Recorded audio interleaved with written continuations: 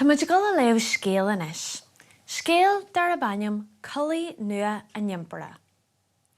An diggin tú go dé atá gceist le Impire. Is duine ionta cheachta é a rialaíonn tír nó rint tíortha fiú. Céns bhfuair Culaith bheits aige de bharr. Béile feicil.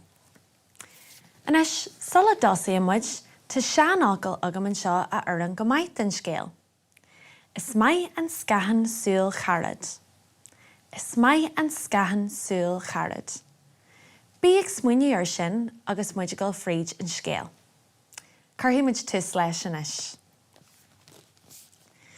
Fadá, bhí Impire an. Bhí an dúil aige in Éadaí agus a bhaisin. Lá amháin tháinig beirt stransraí go dtí an Caisleán. Is féidir linn na héadaí is aile ar dóin a dhéanamh, a dúirt siad.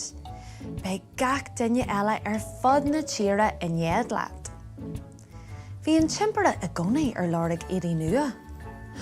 Johnny sibh na héadaí is aile deasa, arsa an timpire. Thosaí na stransraí ag obair ar na héadaí nua. Bhí siad ag obair faoi rún. Ní raibh cairg aon duine na héadaí a eiceil. Déirí an timpire mí aine. In é coppla seachtain, tháinig na stransraí arás go dtí an Caisleán. Cá bhfuil ma Éadaí nua, arsa an timpire. Tá siad an seo, arsa an chéad stransir. Cara héalann tú nach bhfuil siad go hálainn. Bhí an timpire go thomlann trína chéile. Ní raibh sé abalta aon rud a eiceil. Tá na héadaí seo speisialta. Is féidir le duine cliste a bhain na héadaí seo a eiceil. Tá siad ráías de thuaille na móman is na namadán. Ní raibh an timpire a géirí cuma amaideach a bhéir. Feicim míad arsa an timpire tá an ceart agah níacha mé éadaí chu deas seo riú.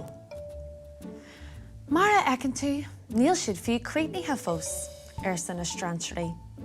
Má thagann tú níos mó airgid dúin, bé siad ré an ainm den mhórthaíoil.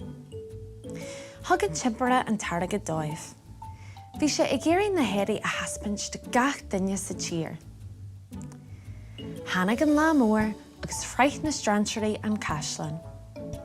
Thug siad na héadaí dó. Ní raibh duine ar bith sa Caisleán ag géirí go mbeadh cuma amaideach orthu. Mar sin, bhfuil siad na héadaí go mór. Bhí na slúite an mhuir na stráideanna. Bhí siad ag géirí Éadaí nua iontaithe an Impire a eiceil. Tá siad go hálainn, arsa an slua. Bhfuil siad a laigh na héadaí. Go tobann scairt guth linmh amach.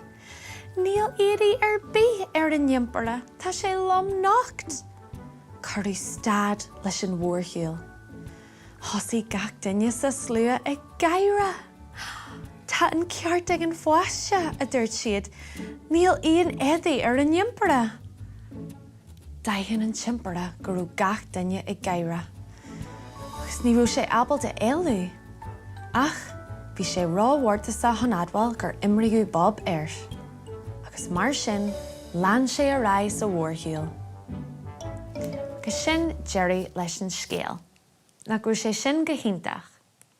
An nó tú abalta tosaí anna ar cénsúirt Culaith a bheits ag an Impire an sin, ní raibh mise ag dul leis ar chorabí. Agus cad faoin seanácail, is mai an scahan súil charad. An diggin tú an buinte tá ag sin leis an Scoil inis. Cilíonn sin go dig le cara an éireanne a insin stitch, gur chóir de cara an éireanne a insin stitch. An sílann tú go raibh na daoine sa Caisleán agus an mhuir na stráideanna mar cara maithe den Impire? Ní raibh. Thuig le bheith brath ar cara maith an éireanne a insin stitch.